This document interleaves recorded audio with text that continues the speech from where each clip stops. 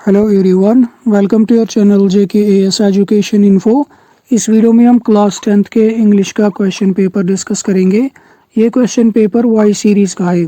Y series के paper में जो पहले क्वेश्चन में एक्सट्रैक्ट दिया गया था, ये an evening wet with rain का दिया गया था, जो कि वेदपाल दीप ने लिखी है।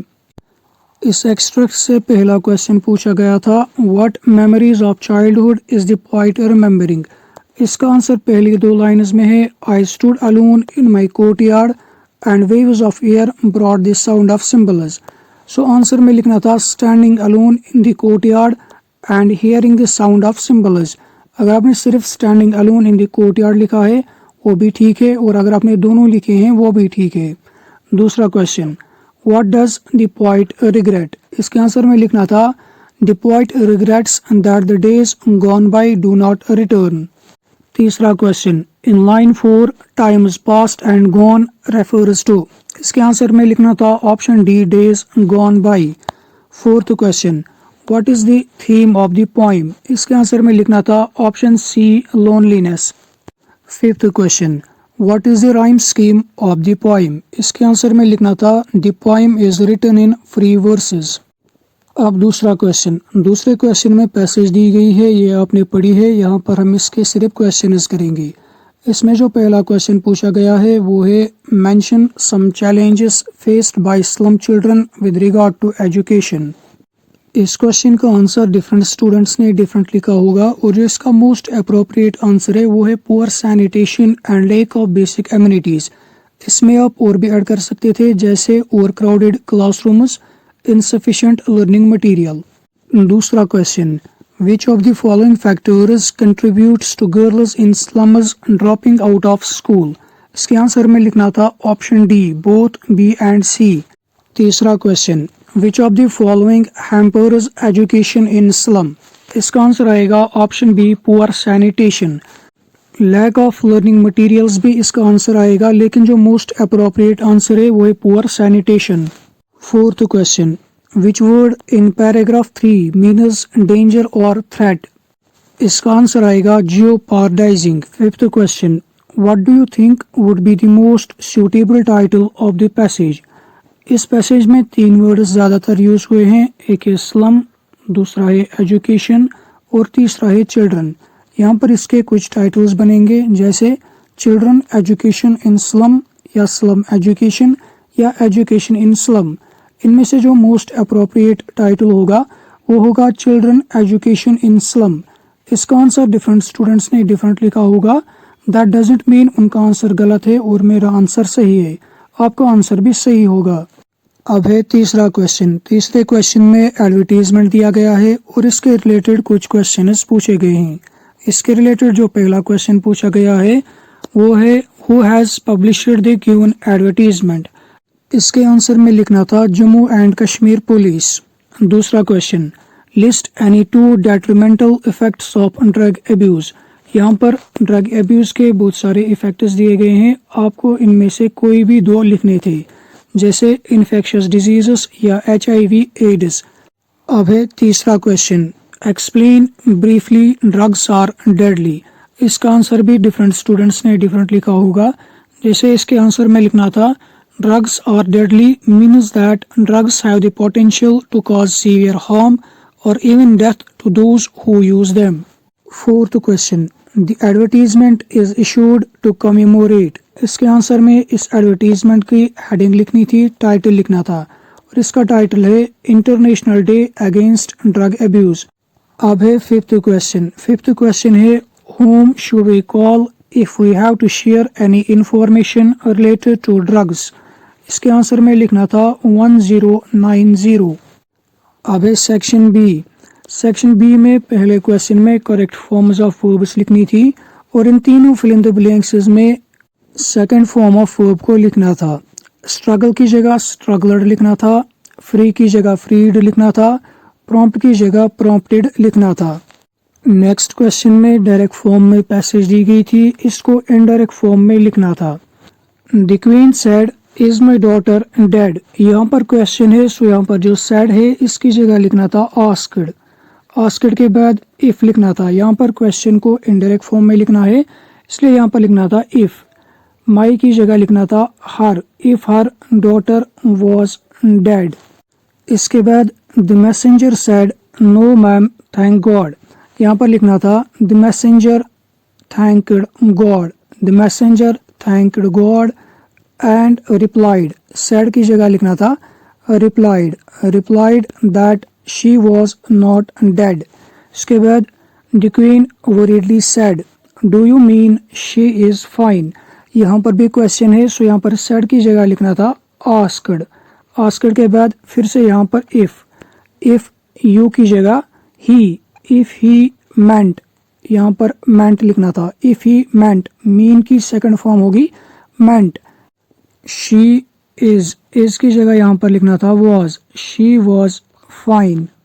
सो इसके आंसर में लिखना था the queen asked the messenger if her daughter was dead, the messenger thanked God and replied that her daughter was not dead, the queen worriedly asked if he meant her daughter was fine.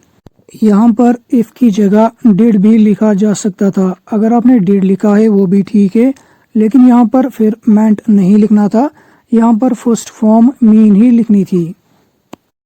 Next question में error passage दी गई थी, इसमें से errors निकाल के अपने answer sheet में फुल पैसेज को करेक्ट फॉर्म में लिखना था। Kisa Gotami became very and hopeless and sit, यहाँ पर सिट की जगह लिखना था sat, sat down at the way side watching a lights, यहाँ पर ए नहीं आएगा, यहाँ पर आएगा the, watching the lights of the city as they flickered up and were extinguished, यहाँ तक कोई मिस्टेक नहीं है। अगेन एट में स्मॉल ए लिखा है, यहाँ पर लिखना था capital A. At last the darkness of the night rained everywhere. अब है सेक्शन सी। सेक्शन सी में पहले क्वेश्चन में डायलॉग को कंप्लीट करना था, इसको डिफरेंट स्टूडेंट्स ने डिफरेंट तरीकों से लिखा होगा, इसलिए हम यहाँ पर डायलॉग राइटिंग को नहीं करेंगे। इसके बाद है क्वेश्चन नंबर 8। क्वेश्चन नंबर 8 में नोटिस लिखना था, नोटिस ड्राफ्ट करना था। यहाँ पर हम पहले क्वेश्चन पढ़ेंगे, उसके बाद देखेंगे हमारा फॉर्मेट क्या बनेगा। Mister Jameel Khan, a child psychologist wants to open a nursery school, namely Lowdale nursery school. He asks you to draft a notes in not more than 50 words on his behalf to be printed in a newspaper. Give necessary details without any extra information. Put the words in a box. Notice लिखने के लिए हमारे पास पहले issuing body होनी चाहिए, और यहाँ पर इशूइंग बॉडी कौन होगी?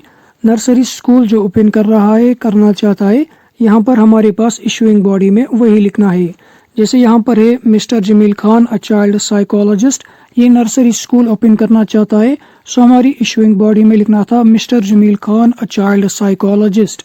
अगर आपने इशूइंग बॉडी में कुछ भी नहीं लिखा है तो आपको टेंशन लेने की ज़रूरत नहीं है, क्योंकि न्यूज़पेपर में जो नोटिस लिखने का फॉर्मेट होता है उस स्कूल में लिखे जाने वाले नोटिस के फॉर्मेट से डिफरेंट होता है, इसलिए आपको टेंशन लेने की ज़रूरत नहीं है। इशूइंग बॉडी कोई स्कूल भी हो सकता है, कोई हॉस्पिटल भी हो सकता है, कोई ऑर्गेनाइजेशन भी हो सकती है।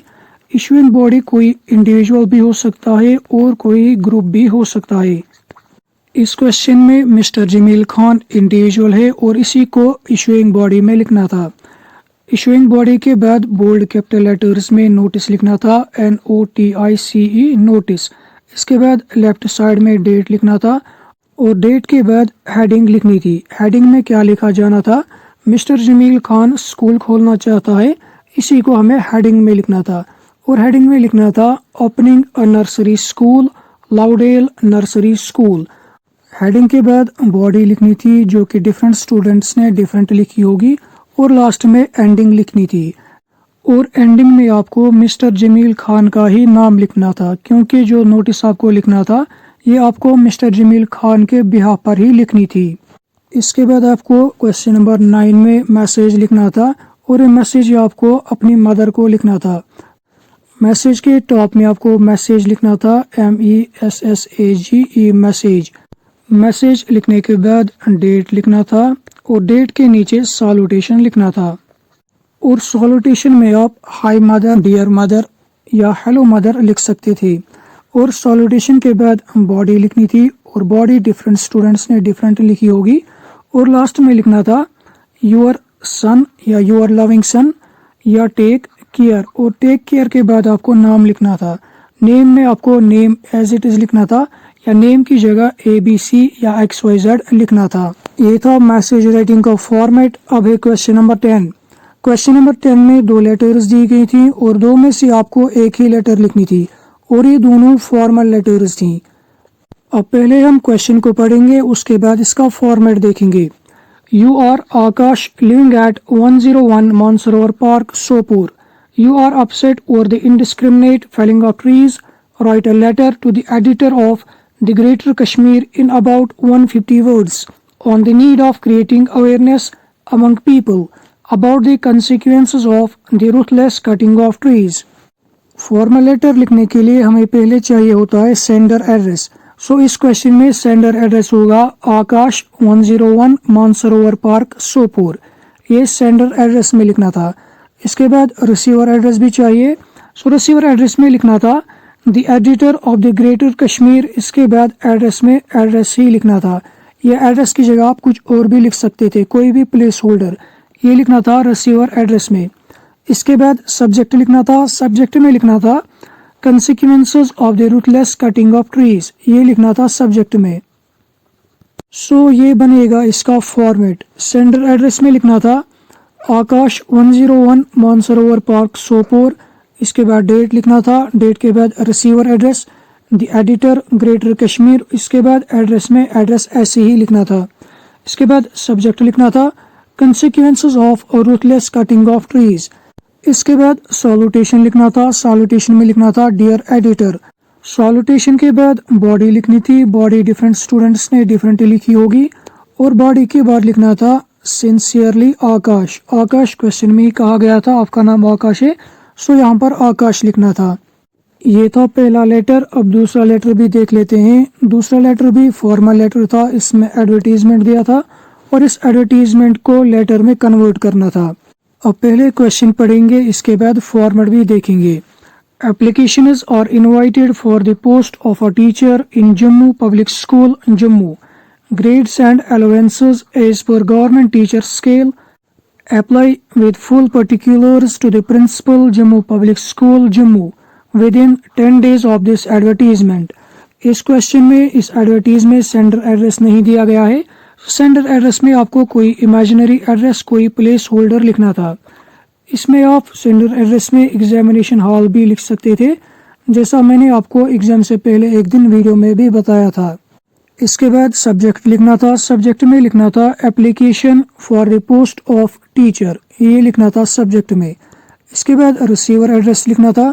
रिसीवर एड्रेस में लिखना था principal Jammu public school Jammu. ये लिखना था रिसीवर एड्रेस में। सो ये इस लेटर का फॉर्मेट बनेगा। इसमें पहले सेंडर एड्रेस लिखना था जो कि क्वेश्चन में नहीं दिया गया था। यहाँ पर आपको कोई इमेजिनरी एड्रेस, कोई प्लेस होल्डर लिखना था और यहाँ पर आप एग्जामिनेशन हॉल भी लिख सकते थे। इसके बाद डेट लिखना था और डेट के बाद रिसीवर एड्रेस लिखना था। रिसीवर एड्रेस में लिखना था the principal Jammu public school Jammu.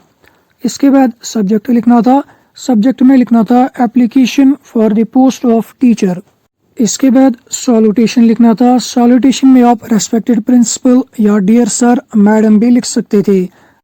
इसके बाद बॉडी लिखनी थी और बॉडी के बाद लिखना था सिंसियरली। एंडिंग में सिंसियरली लिखना था या थैंकफुल लिखना था। इसके बाद अपना नाम लिखना था। नाम में आप नेम एज इट इज़ भी लिख सकते थे और यहाँ पर आप ABC या XYZ भी लिख सकते थे। नेक्स्ट क्वेश्चन में स्पीच लिखना था और स्पीच लिखना था इम्पोर्टेंस ऑफ डिसिप्लिन पे। प्रीवियस ईयर का जो पेपर था 2022 बैच का, जिनका एग्जाम 23 में हुआ था, उस पेपर में भी इम्पोर्टेंस ऑफ डिसिप्लिन पे स्पीच लिखने का क्वेश्चन आया था। स्पीच के फॉर्मेट की बात करें तो स्पीच के टाइटल में हेडिंग में लिखना था importance of discipline. Importance of discipline के बाद लिखना था सॉल्यूटेशन। सॉल्यूटेशन में आप लिख सकते थे respected principal, teachers and my dear friends. इसके बाद बॉडी लिखनी थी। बॉडी डिफरेंट स्टूडेंट्स ने डिफरेंटली लिखी होगी और इस फॉर्मेट में एंड पे थैंक यू लिखना था। स्पीच लिखने के लिए क्वेश्चन में ही आपको हिंट्स दी गई थी। इन्हीं हिंट्स से आपको अपना स्पीच कंप्लीट करना था। स्पीच के और पार्ट में आर्टिकल का क्वेश्चन था। इस आर्टिकल में भी हिंट्स दी गई थी, इन्हीं हिंट्स से आपको आर्टिकल भी लिखना था। फॉर्मेट की बात करें तो फॉर्मेट में आपको पहले हेडिंग में लिखना था ड्रग एडिक्शन पे आपको आर्टिकल लिखना था। ये आपको लिखना था हेडिंग में। हेडिंग के नीचे आपको लिखना था नाम बाय डैश में आप नेम भी लिख सकते थे, जैसे मैंने पहले कहा। यहाँ पर आप XYZ भी लिख सकते थे और ABC भी आप यहाँ पर लिख सकते थे। इसके बाद इस आर्टिकल की बॉडी लिखनी थी और बॉडी के एंड पर आपको कंक्लूजन लिखना था। इसके बाद क्वेश्चन नंबर 12 है। क्वेश्चन नंबर 12 में स्टोरी राइटिंग थी, स्टोरी लिखनी थी और ये स्टोरी लिखने के लिए भी आपको हिंट्स दिए गए थे। इन्हीं हिंट्स को आपको सेंटेंसेस में कन्वर्ट करना था और अपनी स्टोरी कंप्लीट करनी थी। इसके लिए किसी फॉर्मेट की ज़रूरत नहीं थी। इसके बाद है लिटरेचर सेक्शन और लिटरेचर सेक्शन में maximum questions previous year paper के आए थे। क्वेश्चन नंबर 13 में 5 क्वेश्चंस हैं और इन 5 क्वेश्चंस में 4 क्वेश्चंस प्रीवियस ईयर पेपर के ही आए हैं। क्वेश्चन नंबर 4 के बगैर जो 4 क्वेश्चंस हैं, क्वेश्चन नंबर 1, 2, 3 और 5, ये चारों क्वेश्चंस प्रीवियस ईयर पेपर के हैं। दैट मीन्स ये 9 मार्क्स भी आपके प्रीवियस ईयर पेपर से हैं। इससे पहले जो स्पीच का क्वेश्चन आया था वो 5 मार्क का क्वेश्चन था, वो भी प्रीवियस ईयर पेपर का ही आया था। इसके बाद है क्वेश्चन नंबर 14। क्वेश्चन नंबर 14 में भी 5 क्वेश्चंस हैं, ये पोइट्री सेक्शन के क्वेश्चंस हैं और इन 5 में से 4 क्वेश्चंस प्रीवियस ईयर पेपर के ही आए हैं। पहला क्वेश्चन वीजल एंड क्रो, ये भी प्रीवियस ईयर पेपर का है। इसके बाद दूसरा क्वेश्चन है Lord you are my hope and trust, ये भी प्रीवियस ईयर पेपर का ही क्वेश्चन है। इस क्वेश्चन में मेटाफोर्स आइडेंटिफाई करने थे। जो मेटाफोर्स होते हैं ये डायरेक्ट कंपैरिजन होता है। मेटाफोर्स में डायरेक्ट कंपैरिजन होता है। मेटाफोर्स में लाइक और एज का यूज नहीं होता। लाइक और एज का यूज सिमिले में किया जाता है। सो इस एक्सट्रैक्ट में पहला मेटाफोर है you are my hope and trust. दूसरा है the way of truth. Third one is dwell in ignorance और फोर्थ वन है नेक्टर ऑफ नॉलेज। इसके बाद जो क्वेश्चन है mouth like a fireplace chimneys for a nose, ये क्वेश्चन भी प्रीवियस ईयर पेपर का ही दिया गया है। इस क्वेश्चन में सिमिलीज को आइडेंटिफाई करना था। सिमिलीज जो होती हैं इनमें इनडायरेक्ट कंपैरिजन होता है। सिमिलीज में लाइक और एज जैसे वर्ड्स का यूज किया जाता है। इस एक्सट्रैक्ट में जो सिमिलीज हैं वो है माउथ लाइक अ फायरप्लेस, दूसरी है Belinda was as brave as a barrel full of bears. इसमें तीसरा सिमिली है Mustard was as brave as a tiger in a rage. इसके बाद है fourth question. Fourth question previous year paper का नहीं है। ये क्वेश्चन है what image does the poet use to describe death in the poem my mother at 66। ये क्वेश्चन माय मदर एट 66 पोएम का है। प्रीवियस ईयर जो क्वेश्चन आया था वो भी माय मदर एट 66 पोएम का ही था। इसके बाद है क्वेश्चन नंबर 5। ये क्वेश्चन भी प्रीवियस ईयर पेपर का ही है। इसमें क्वेश्चन पूछा गया है what do you think take the toll of their insult in punishment means. ये क्वेश्चन भी प्रीवियस ईयर पेपर का ही दिया गया था। इसके बाद है क्वेश्चन नंबर 15। क्वेश्चन नंबर 15 में 3 क्वेश्चंस दिए गए थे और 3 में से आपको एक ही क्वेश्चन अटेम्प्ट करना था। इन 3 में से भी पहला question write a character sketch of Gerasim, ये प्रीवियस ईयर पेपर का ही पूछा गया था। इसके बाद जो 2 क्वेश्चंस हैं ये प्रीवियस ईयर पेपर के क्वेश्चंस नहीं हैं। इसके बाद है क्वेश्चन नंबर 16। क्वेश्चन नंबर 16 में 2 क्वेश्चंस हैं, 2 में से आपको एक ही क्वेश्चन करना था। पहले क्वेश्चन में नतालिया का कैरेक्टर स्केच लिखना था और दूसरे क्वेश्चन में प्रपोजल का ह्यूमर लिखना था। ये था इंग्लिश के वाई सीरीज का पेपर। इस पेपर में 30+ मार्क्स प्रीवियस ईयर पेपर के आए हैं। सेम यही क्वेश्चंस एक्स और जेड सीरीज के पेपर में भी होंगे। दैट मीन्स इन तीनों सीरीज के पेपर्स को हार्ड कैटेगरी में नहीं रखा जा सकता। इंग्लिश के पेपर में 30+ मार्क्स प्रीवियस ईयर पेपर्स के आए हैं और हो सकता है जो आपके बाकी सब्जेक्ट्स हैं उनके जो पेपर्स आए उनमें भी प्रीवियस ईयर पेपर्स के क्वेश्चंस रिपीट हों। इस वीडियो में बस इतना ही। मिलते हैं नेक्स्ट वीडियो में, तब तक के लिए अल्लाह हाफिज़, गुड बाय।